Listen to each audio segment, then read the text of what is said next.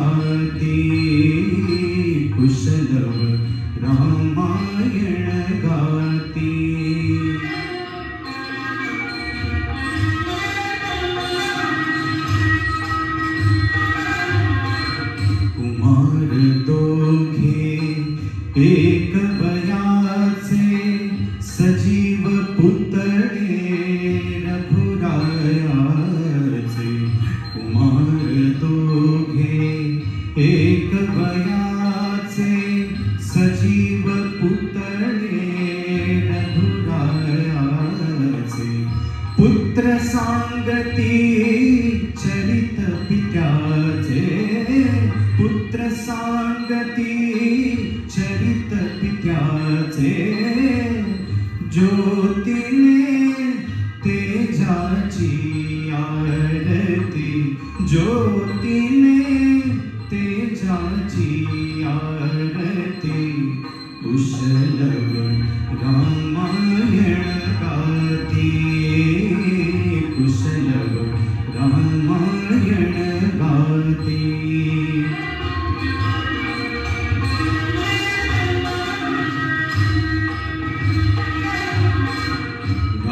राजसमुद्रा वेशमुनींचे गंधर्वचते तपोवनीचे राजसमुद्रा वेशमुनींचे गंधर्वचते तपोवनीचे वाल्मिकीच्या भावमणीचे वाल्मिकीच्या भावमणीचे मानवी रूपे आकारती मानवी रूपे आकारती कुशल रामायण गाती कुशल रामायण गाती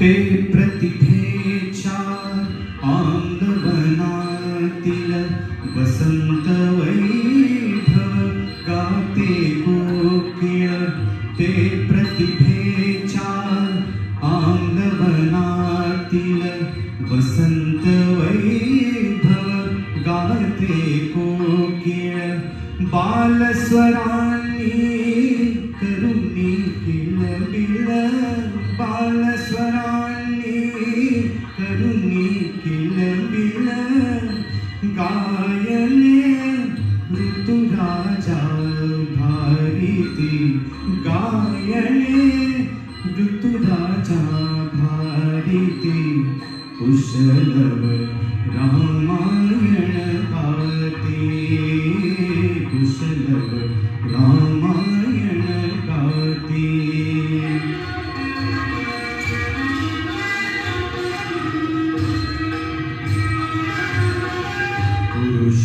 पुरुषार्थाची चारी चौकट त्यात पाहता निज जीवन पट पुरुषार्थाची चारी चौकट त्यात पाहता निज जीवन पट प्रत्यक्षाहून